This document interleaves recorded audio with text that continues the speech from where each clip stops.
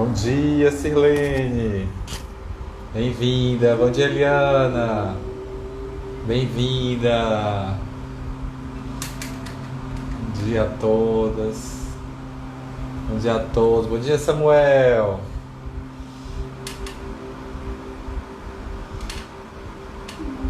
Bom dia, Ariel. Bom dia, Eduardo. Bom dia a todos. Bom dia a todas. Sejam bem-vindos a mais um dia de prática de meditação. Bom dia, Natália! Ei! Que bom, amada, te ver por aqui.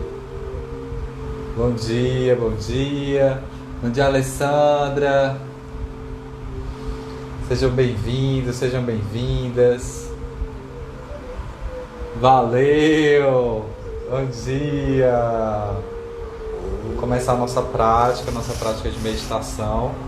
Então, todos os dias às 7 da manhã temos esse compromisso pessoal conosco, de estabelecer esse contato natural, esse contato com a nossa mente, entender as qualidades da nossa mente.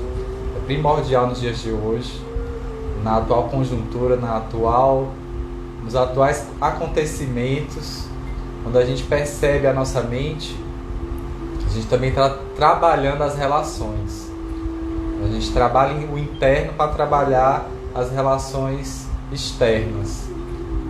No momento que eu aceito, que eu admito todas as qualidades, todas as possibilidades que minha mente possui, eu consigo acolher, abraçar melhor, entender, perceber o outro. Então, é nesse objetivo que a gente faz esse mergulho. Para a gente conseguir ir para um mar mais aberto, a gente precisa inicialmente treinar internamente. Começa aqui, depois parte para o geral. Então a gente vai iniciar nossa prática de hoje entoando o mantra Om, né? Esse mantra que vocês estão ouvindo, ó. O mantra Om é o mantra do universo, é o som universal. Ele atua tanto no corpo físico, como no corpo psíquico, como no corpo sutil, espiritual, na energia. Então, quando a gente entoa o mantra Om, a gente restabelece a nossa energia. A gente parte do princípio que a gente está equilibrando toda a nossa energia, toda a nossa estrutura, unificando essas possibilidades que a gente possui, tanto física, quanto mental, quanto espiritual. Então, reconecta, restabelece. Então a gente vai fazer isso para a nossa saúde num contexto amplo. A gente entoa o mantra Om. O mantra Om é o som do universo, então ele religa as propriedades do universais, nos reconecta com o todo. Na verdade, já somos parte desse todo. A gente esquece, porque às vezes a gente está muito autocentrado e não percebe que é todo um contexto para que a gente exista. Então a gente não existe fora desse contexto. A gente precisa desse planeta, a gente precisa um do outro para que essa existência aconteça. Então, quando a gente entoa o mantra Om, a gente restabelece essa energia. E restabelece essa energia, reconecta a nossa saúde. Esse estar saudável também é fazer parte desse todo. Ter esse entendimento mais amplo. Inclusive vai ecoar em outras situações da vida, né? Na alimentação, na forma como você se comporta. E quando você tem essa consciência de que está num coletivo, você anda diferente. Você já começa a perceber que não dá para fazer tudo aquilo que a sua mente está lhe jogando para fazer. Ou então você percebe que pode fazer, se mover de forma benéfica, que beneficie tanto a você mesmo quanto aos outros, contra os outros seres, contra a natureza. Então, uma forma de percepção muito mais ampla, muito mais saudável. Então, a gente vai iniciar a nossa prática, a gente vai entoar por alguns minutos o mantra Om. Você pode entoar tanto pronunciando o mantra Om, como também pode fazer de forma silenciosa, pode fechar os olhos, observando o som e sentindo ele atuando no seu corpo, na sua mente e no seu espírito. Percebe. Então vamos juntos.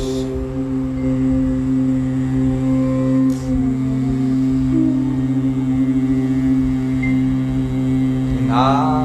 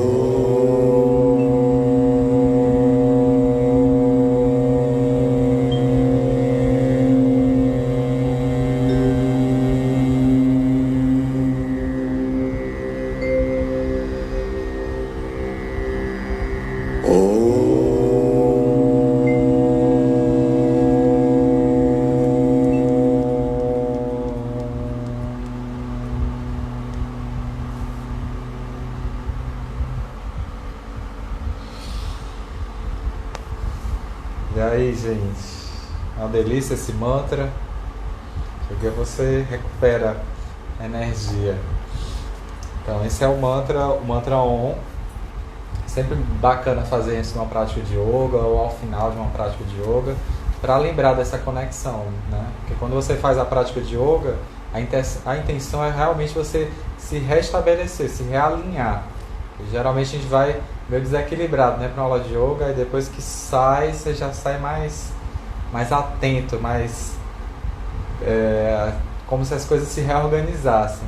Então o Om, ele tem essa função, né? Uma função mesmo de nos lembrar da união, de que somos parte do todo. Então, sempre que você quiser, sempre que você sentir que está um pouco desestabilizado, traz um mantra Om para o seu cotidiano, entoa o mantra Om, mantém a atenção à respiração, inalando profundamente, exalando, aí você já vai liberando o mantra. Então a gente vai continuar a leitura do livro Quando Tudo Se Desfaz, da Pema Chodron, orientação para tempos difíceis. Olha, esse manual de sobrevivência neste momento que nós estamos vivendo. Esse livro é bem importante e tem trazido vários insights. Então, alguns de vocês já têm acompanhado há mais tempo a leitura desse livro, e a gente está na página 68 do capítulo 10. O capítulo se chama Ser Curioso em Relação à Vida. Então a gente estava falando sobre o ego ontem, né? Eu acho que vou repetir um pouco do que a gente tinha lido ontem. É também possível celebrar a ausência de ego. Frequentemente achamos que a ausência de ego representa uma grande perda, mas na verdade ela é um ganho. O reconhecimento da ausência de ego, nosso estado natural, assemelha-se a recuperar a visão após ter sido cego, ou a recuperar a audição após ter sido surdo. A ausência de ego tem sido comparada aos raios do sol. Sem que haja um sol sólido, seus raios apenas brilham. Da mesma forma, quando não estamos tão preocupados conosco mesmos, o estado desperto naturalmente se irradia. A ausência de ego é o mesmo que bondade fundamental ou natureza búdica. É nosso ser incondicional. É aquilo que sempre possuímos e nunca perdemos realmente. O ego pode ser definido como aquilo que encobre a bondade fundamental. O que o ego está escondendo do ponto de vista empírico? Está escondendo nossa experiência de estarmos apenas aqui. O simples fato de estarmos plenamente aqui, que nos possibilita uma relação imediata com o que acontece. A ausência de ego é um estado mental que implica total confiança no sagrado do mundo. Consiste em bem-estar e alegria incondicionais e inclui todas as diferentes qualidades de nossa experiência. Portanto, como celebrar a impermanência, o sofrimento e a ausência de ego em nossa vida cotidiana? Quando a impermanência se apresenta em nossa vida, podemos reconhecê-la como tal. Não precisamos procurar oportunidades para encontrá-la. Se acabar a tinta da caneta no meio de uma carta muito importante, reconheça esse fato como impermanência, como parte de todo o ciclo da vida. Quando nascer alguém, quando morrer alguém, reconheça como impermanência. Faça o mesmo quando seu carro for roubado, quando se apaixonar, e permita que esse reconhecimento intensifique o grande valor dessas situações. Se um relacionamento terminar, reconheça como impermanência. Existem inúmeros exemplos em nossa vida diária, o tempo todo, desde o momento em que acordamos, até a hora em que vamos dormir, ou mesmo enquanto estamos sonhando. Essa é uma prática que dura 24 horas por dia. Reconheça a impermanência como impermanência. Então, uma das formas da gente estar diminuindo esse ego é reconhecer as coisas como impermanentes. Então, o ego ele se fixa a determinadas situações, se fixa a situação de um trabalho, ele se fixa a uma questão material. Então, o ego está sempre buscando uma estrutura, né? Buscando um lugar de apoio. Quando você reconhece tudo como impermanente, você meio que tira essa base do ego. Então, o ego começa a se desmanchar, ele começa a voltar à sua natureza essencial, que é não ser fixo, né? Não ser imóvel. Então a gente precisa levar isso para o nosso cotidiano. A meditação ela nos conduz nesse caminho. Então podemos então perceber nossa relação diante dela. É aqui que entra a curiosidade. Normalmente reagimos de forma habitual aos acontecimentos da vida. Então quando as coisas estão acontecendo, a gente vai no mecânico, vai no automático. Aconteceu determinada situação, aquela primeira reação já vem, você já reage. Então você estar atento a essas ações, estar atento a essas reações, estar atento à origem desses pensamentos. Então, quando os pensamentos vêm durante a meditação, você observa. Talvez numa ação cotidiana, bater o carro, você não vai ter esse tempo, né, de parar e analisar o pensamento. Então, quando a gente faz isso antes na prática de meditação, quando acontece uma situação inesperada, a gente já criou uma forma, a gente criou uma maneira de lidar com os pensamentos. A gente aprende a lidar com os pensamentos de uma forma diferente, sem estar simplesmente deixando arrastar-se por eles. Aí você ganha uma consciência mais ampla de como é que eles estão operando ali na sua mente, como é que eles surgem, o que é que eles tradicionalmente te levam a fazer, né? Quais ações que são provocadas por esses pensamentos, né? Tipo, agora a gente está na quarentena, que não é mais quarentena, né? Já passou de 40 dias há muito tempo. Mas a gente está aqui na pandemia, no meio do caos. Tá em casa. Aí começa a vir o tédio. Aí o tédio se instala. Como é que eu reajo ao tédio? Eu vou atrás de entretenimento. Pá, já zerei o Netflix. Eu quero mais. Né? Aquele hábito, aquele comportamento habitual que você possuía, ele surge. Você quer sair. Aí você cria e inventa condições para sair de casa. Tá faltando alguma coisa em casa. Vou comprar uma caixa de fósforo. O teu fogão é até automático, mas por algum motivo tu vai criar para querer ir no supermercado para comprar uma caixa de fósforo. E você vai. Aí você fica criando, sabe? Inventando histórias. Na verdade, você deveria buscar entender de onde surge isso. Da onde surge essa necessidade de eu estar todo tempo ocupado. De eu estar a todo momento buscando distrações. Por que eu não consigo ficar bem sozinho? Por que eu não consigo ficar bem sem distrações? Porque se eu parar simplesmente aqui, onde você estiver, você parar, você vai perceber que várias coisas estão acontecendo ao seu redor. Simplesmente você estando parado aqui, você vai ver um mosquitinho na sua casa, uma formiguinha, o vento vai entrar e vai sair, você vai ouvir barulhos na rua, vai ouvir barulhos do vizinho. Então a vida está acontecendo naquele momento. Só que a gente aprendeu a se afastar disso, né? A gente fica todo tempo entediado com as coisas que a gente habitualmente vive. A gente se torna tudo na nossa vida um tédio. Então como é que a gente reaviva a energia?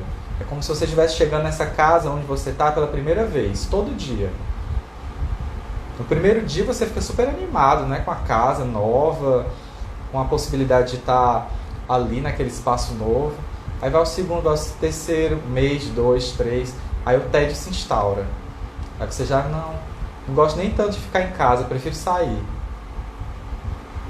Então percebe como é que isso se instala em você, do que você está fugindo quando você foge, do que você está se escondendo quando você se esconde, o que você está evitando quando você busca entretenimento. É difícil, é bem difícil, é um treinamento pra mim, tá? Eu sempre estou treinando isso. E atualmente eu tenho treinado bem mais do que muito antes, né? Anteriormente eu não tinha nenhuma consciência em relação a isso. Simplesmente me deixava arrastar. Muitas vezes ainda me deixa arrastar, às vezes naturalmente chega uma questão, um sentimento que eu ainda não soube lidar e que às vezes eu não tinha conhecimento desse sentimento. Aí eu percebo esse sentimento e aí eu vou analisar o que ele está surgindo. Às vezes eu nem percebo, eu já estou tomado pelo sentimento, né? Aí estou naquele estado e aí vou acolher aquele sentimento. Às vezes eu tenho uma resposta automática, aí a resposta automática vem depois, mas pelo menos eu tenho consciência agora disso. A gente inicia pelo menos criando essa consciência. Estabelecendo essa consciência dessas reações automáticas, dessas percepções sutis, desses sentimentos que estão vindo, já é o primeiro passo.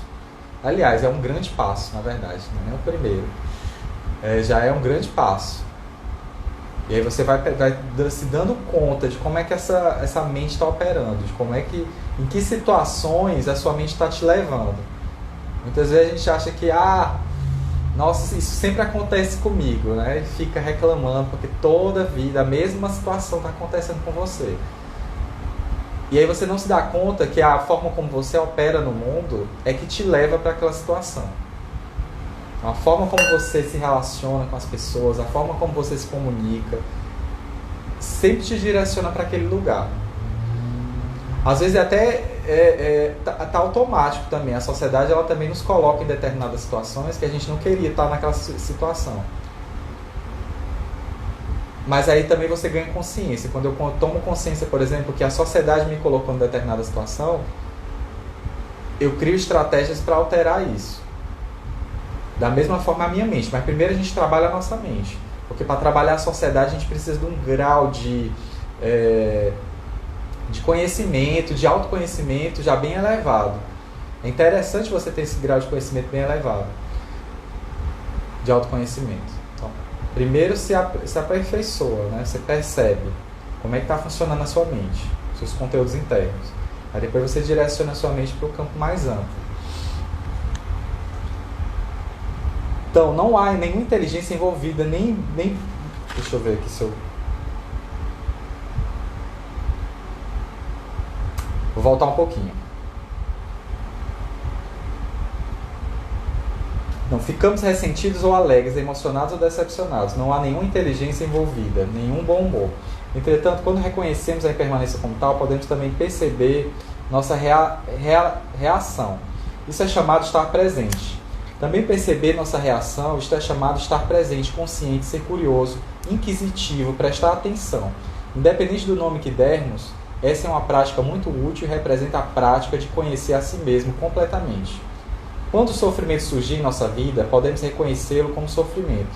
Quando obtivermos aquilo que não queremos, quando não conseguimos aquilo que queremos, quando ficarmos doentes, envelhecermos ou estivermos morrendo, diante de qualquer dessas situações da vida, podemos reconhecer o sofrimento como sofrimento. Podemos então ser curiosos, perceber e observar nossas reações. Mais uma vez, normalmente ficamos ressentidos. Temos a sensação de que fomos enganados ou nos sentimos encantados. Qualquer que seja a nossa reação, ela é geralmente habitual. Em vez disso, podemos ver o próximo impulso surgir e a direção que seguimos a partir dali. Isso não é bom ou ruim, é apenas o que acontece como reação ao prazer e à dor de nossa existência. Podemos simplesmente ver sem julgamento, sem a intenção de melhorar nossa resposta. Quando a ausência de ego surgir, podemos conhecê-la como a ausência de ego. Um momento novo, uma clara percepção do olfato, da visão, da audição, um sentimento de abertura diante das emoções e pensamentos.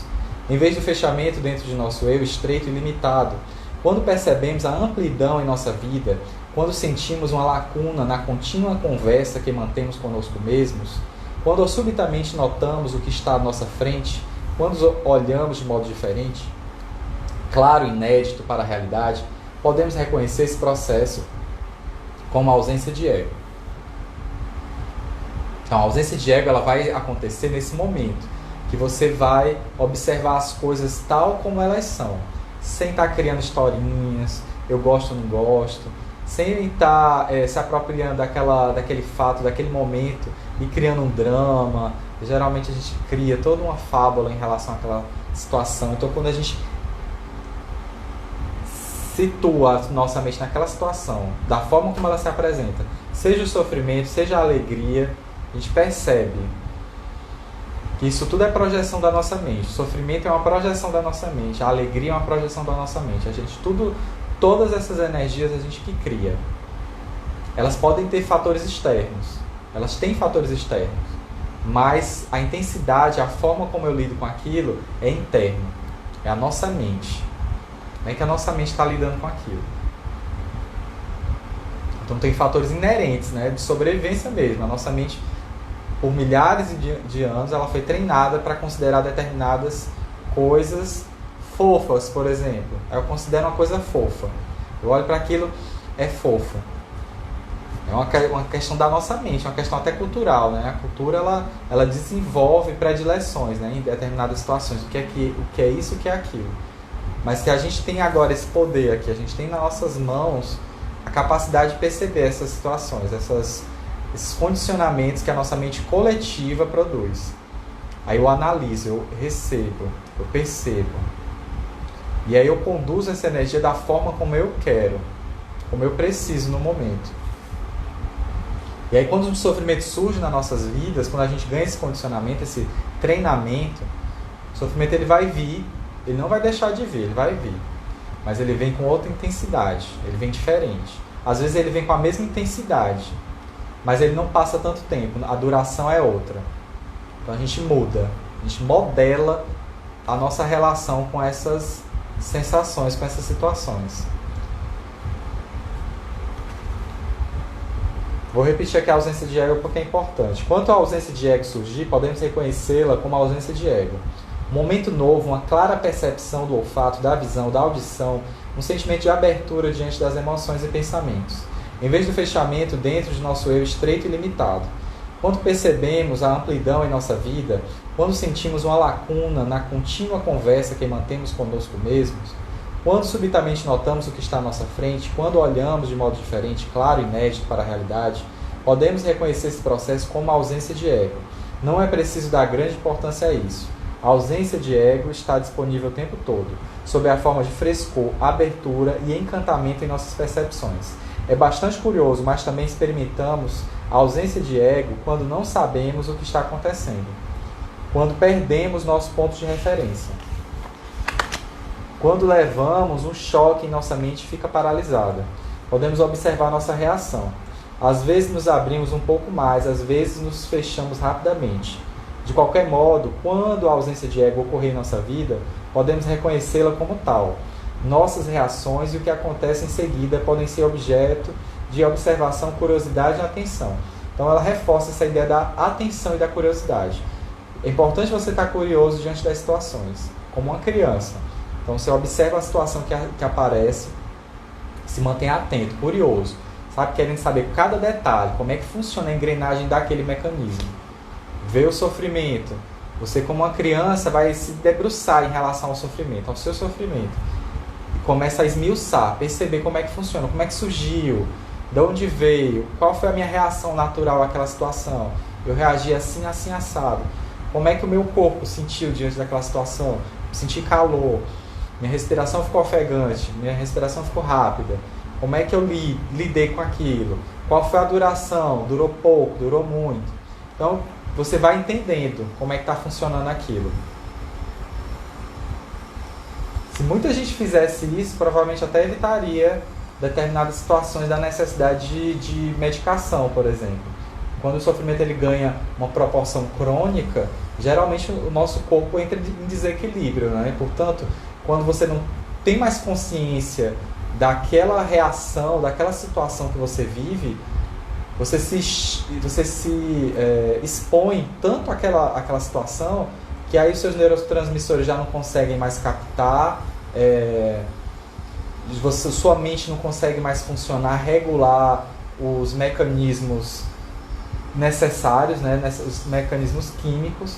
Então a ideia é você, antes de uma situação se tornar muito crítica, muito crônica, é você já ir trabalhando isso, desde a sua base.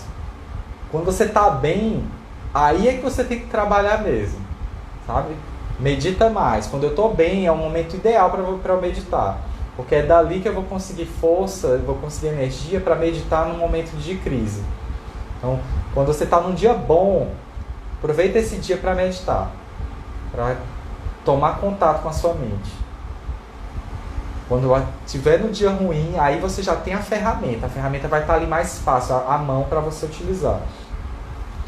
Frequentemente diz que a paz é a quarta marca da existência. Não se trata de paz em oposição à guerra, mas do bem-estar que surge quando vemos os infinitos pares de opostos como complementares. Se existe beleza, deve existir fealdade. Se existe o certo, existe o errado. Sabedoria e ignorância não podem ser separadas. Essa é uma antiga verdade que homens e mulheres como nós vêm descobrindo há muito tempo. Ao cultivar a curiosidade, a cada momento podemos descobrir que, com o ocorrer dos dias, alcançamos esse tipo de paz e começamos a compreender tudo aquilo que tem sido descrito em tantos livros. Portanto, não tome nada como certo e não acredite em tudo que dizem a você, sem ser cético ou ingênuo. Olhe para a qualidade viva do Dharma, dos ensinamentos. Reconheça a impermanência, o sofrimento e a ausência do ego em todos os níveis. E seja curioso diante de suas reações. Descubra a paz por si mesmo. E se é ou não verdade que a nossa situação fundamental é prazerosa. Então, a nossa situação fundamental é prazerosa. Então, independente da situação que a gente está vivendo. Então, observa, percebe cada situação, cada momento que você está vivendo como uma oportunidade de aprendizado. A gente vai criando, vai regulando isso, vai criando hábito, vai ganhando essa familiaridade, até o momento que a gente chegar na iluminação, o samadhi. A iluminação, o caminho do yoga é esse. O caminho do yoga ele leva ao momento da iluminação, e o momento da iluminação é esse momento de plena lucidez diante das coisas. A gente vai entender realmente o que as coisas são, sem saindo dessa ilusão, que a gente está no momento de ilusão. Tudo que está ao nosso redor, tudo que a gente imagina, que a gente projeta é ilusão. Então a gente chegar na iluminação é esse estado de consciência, que a gente vai estar consciente de tudo que a gente está vivendo aqui é um estado ilusório. E a gente lida diferente dessa forma. A gente não vai simplesmente sair desse plano. A gente vai continuar nesse plano, mas continuar nesse plano com a mente mais ampla. Vamos para o capítulo 11. A não agressão e os 4 maras. Todos os maras indicam o caminho para ser completamente desperto e vivo, por meio do deixar ir, do permitir-se morrer, momento a momento, ao final de cada expiração. Quando despertamos, podemos viver plenamente, sem buscar o prazer e evitar a dor, sem recriar nós mesmos no momento em que desmoronamos. Na noite em que atingiria a iluminação, Buda sentou-se sob uma árvore. Enquanto estava ali, foi atacado pelas tropas de Mara. Conta a história que foram lançadas espadas e flechas contra ele, e que essas armas se transformaram em flores. O que significa essa história? No meu entender, quer dizer que aquilo que normalmente vemos como obstáculos, na verdade não é o inimigo, mas nosso amigo. O que chamamos de obstáculo é a forma pela qual o mundo e nossa experiência como um todo nos mostram onde estamos presos. É possível experimentar aquilo que se parece com uma flecha ou espada como sendo uma flor. Depende inteiramente de nossa percepção da realidade. Se vamos experimentar o que nos acontece como obstáculo e inimigo, ou como mestre e amigo. Depende de nosso relacionamento conosco mesmos. Então é esse estado de reação em relação às coisas da vida. É sair do autocentramento. É perceber as coisas mais amplas. É perceber que todos estão sofrendo. Então quando eu percebo que todos estão sofrendo, eu sou capaz de, dentro do meu sofrimento, acolher o outro. Então eu não me isolo. Eu não vou viver meu sofrimento sozinho à parte do mundo. Não quero contato com ninguém, só eu sofro, a minha dor é a maior. Você ganha uma dimensão ampla, você consegue, mesmo diante do sofrimento, mesmo sofrendo, você consegue estar ali à disposição das outras pessoas. Você consegue acolher, você consegue lidar com o seu próprio sofrimento e com o sofrimento do outro. Você percebe que a intensidade do seu sofrimento é possível estar ocorrendo em outro lugar, na mesma intensidade, e com outra pessoa. E aí você cria uma mente de Buda, uma mente iluminada, uma mente que se situa diante dessas questões ilusórias. Porque quando ele fala aqui de Mara é a ilusão. Então eles fazem essa metáfora de Mara como um ser ilusório que ataca Buda. E Buda, para conseguir a iluminação, ele continua imóvel. Percebeu que aquelas flechas que estavam sendo atiradas por Mara, né, esse ser místico, né, eram falsas, era pura ilusão. E as flechas foram se tornando em flores. Então é dessa forma que a gente se coloca diante da vida, com a prática de meditação, com a prática de yoga. Já a gente percebe que todos os estados são ilusórios, os ataques são ilusórios. Tudo é fruto da mente. A nossa percepção é que gera esses conteúdos. Aí a forma como a gente reage a esses conteúdos é completamente estado na nossa mão. A nossa forma de operar no mundo está dentro da gente. Você pode responder uma agressão da mesma forma que foi agredido, gerando mais agressão, gerando mais violência. Ou pode não, você pode receber a agressão e transformar isso numa flor, numa forma de ensinamento. Você pode receber isso e liberar a pessoa daquele ato. Não responsabilizando aquela pessoa, não achando que ela será para sempre aquilo. Geralmente a gente engessa as pessoas. A gente acha que as pessoas são para sempre aquele conteúdo. Então, eu vejo a pessoa daquela forma, ela me agrediu, então ela permanece aquela figura agressiva na minha mente, né, para o resto da existência dela. Mas, pelo contrário, ela vai ter várias existências durante esse período. Enquanto eu estou ali ruminando o meu ressentimento, ela está viajando na sua possibilidade iluminada, ilimitada, livre. Assim como eu. A gente vai mudando.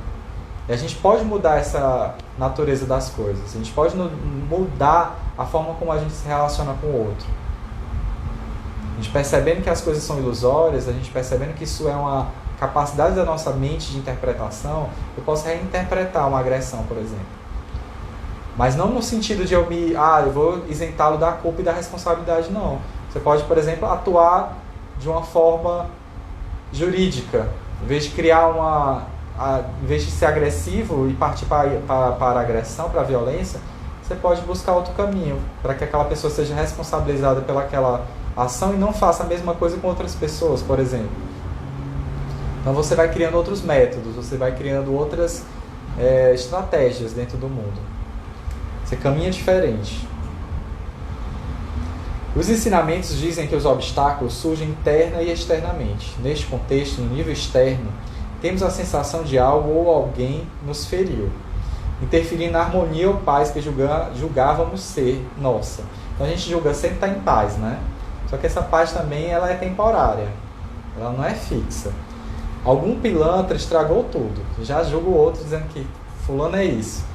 Esse tipo específico de percepção do obstáculo acontece nos relacionamentos e em muitas outras situações.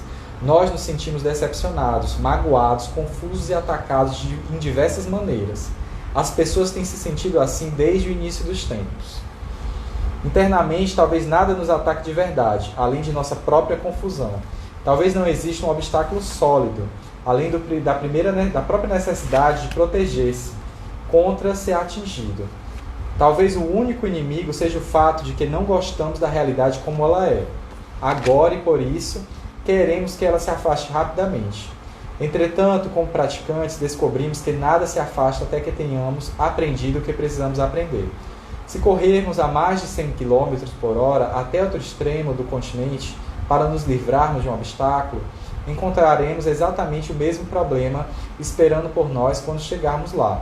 Ele continua voltando com novos nomes, formas e manifestações, até aprendermos o que ele tem a nos ensinar sobre como nos distanciamos da realidade, como recuamos em vez de abrir, como nos fechamos em vez de permitir uma experiência integral daquilo que encontramos, sem hesitar ou bater em retirada quando para dentro de nós mesmos. Então, muitas vezes a gente foge, a gente rejeita uma situação, a gente imediatamente não quer lidar com aquilo. E esse momento de não lidar com aquilo é super legítimo, é uma forma de defesa.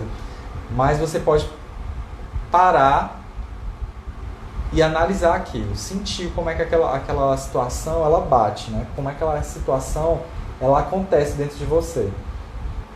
E a gente se apega à realidade, né? A gente cria uma realidade e sonha com aquela realidade. Então a gente acha que a realidade é fixa, é imutável. A gente pensava até pouco tempo atrás, né? Quem estava em janeiro desse ano, quem imaginava que a gente chegar agora em maio e estaria nessa situação, na passagem do ano.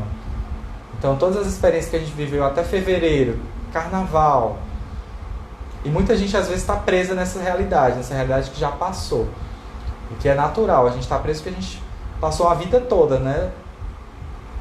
Criando hábito. Mas aí quando a gente chega nesse momento, que é esse momento realmente de desestruturar o ego, muita gente está se desestruturando. O ego está ruindo. Porque o ego estava no carro, estava nas roupas, estava na saída para o trabalho, o ego estava nos restaurantes, estava em toda uma estrutura que estava ali para lhe sustentar aquela sua, né, o seu modo operante diante da vida. Porque não tem mais sentido você andar daquela forma. Não tem mais sentido você andar com um determinado vestuário dentro de casa. E aí você fica, né? E o ego? Aí o ego começa a se desfazer. Aí é nesse momento que você tem que perceber seu ego. Seu ego se desfazendo. E aí você deixa ele se desfazer mesmo. Porque a ideia é a gente perceber que não tem onde se apoiar. Quando a gente percebe que não tem onde se apoiar, a gente anda por qualquer lugar livre, com aquela mente feliz. Que a felicidade não está no apego às coisas, não está no ego. A felicidade é uma situação ampla. Ela sai, ela extravasa, ela extrapola o ego. A gente vai se situar, nossa mente vai estar livre desses condicionamentos. A gente perceber nossa mente livre desses condicionamentos, quando o ego começa a ruir, geralmente dói porque é condicionamento, né? A gente está condicionado para achar que as coisas são melhores daquela forma.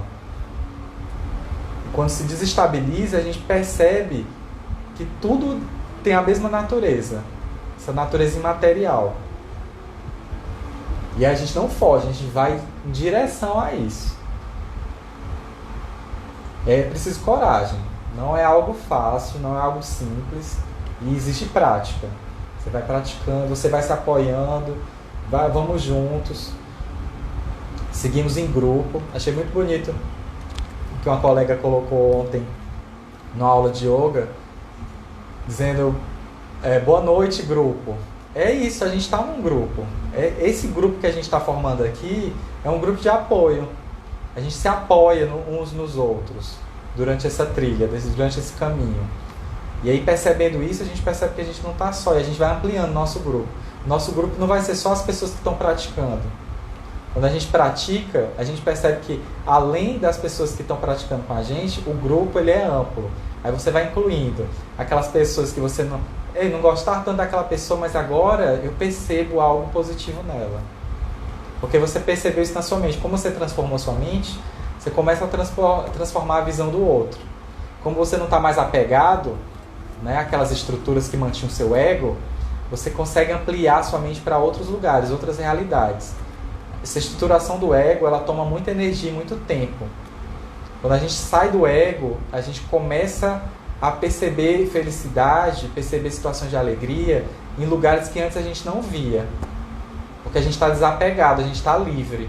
A gente está livre para se sentir a felicidade em qualquer situação. Em qualquer situação, nas coisas mais simples. O simples fato de estar respirando. Olha que maravilha, diante de um momento de saúde pública, onde a maior questão é a questão respiratória. Você está respirando livremente, sem uso de aparelhos. Então é essa percepção, essa qualidade que a gente vai dando às situações da vida. Isso é muito valioso. Certa vez, Drukpa Rinpoche perguntou a um grupo de alunos: o que vocês fazem quando são pressionados? O que vocês fazem quando as coisas ficam insuportáveis? Então vamos encerrar com essa pergunta. O que vocês fazem quando as coisas ficam insuportáveis? O que vocês fazem quando são pressionados? Então vamos nos perguntar, vamos pensar sobre isso. O que a gente faz quando a gente está sendo pressionado? Quais são as reações automáticas que a gente estabelece? Então pensa sobre isso, pensa como é que você reage diante de situações difíceis. Em uma situação como essa, de isolamento. Qual era o condicionamento que você teria? Qual é o condicionamento que você tem atualmente? O que está trazendo mais incômodo nesse momento que você está isolado? Anota. É legal anotar. Você pode anotar aquilo que está te trazendo incômodo. Aí você analisa aquele incômodo.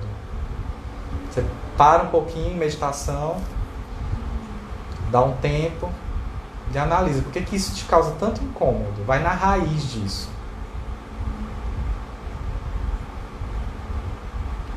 E vamos iniciar nossa prática de meditação. Para a gente encerrar, a gente vai fazer uns minutinhos de meditação silenciosa. Vou iniciar tocando o sino e ao final eu vou tocar o sino novamente, tá bom? Sente-se confortavelmente, trazendo as mãos sobre os joelhos. Pode usar uma cadeira.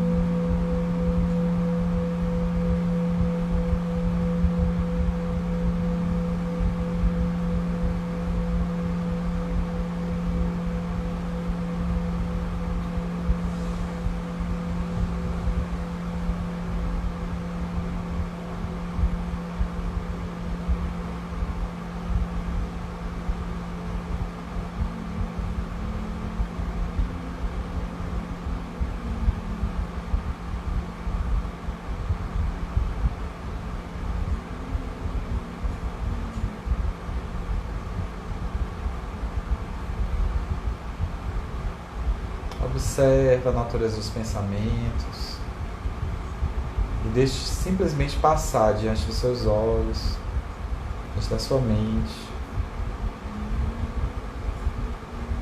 sem se apegar a nenhum desses pensamentos. Mantenha um olhar fixo num ponto à sua frente.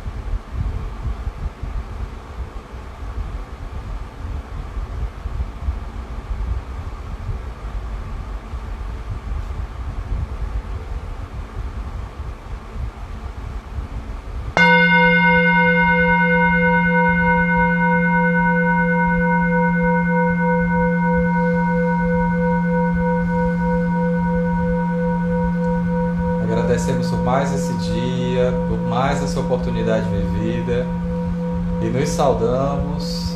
Namastê. Gratidão, gratidão a todos, gratidão a todas. Um ótimo dia.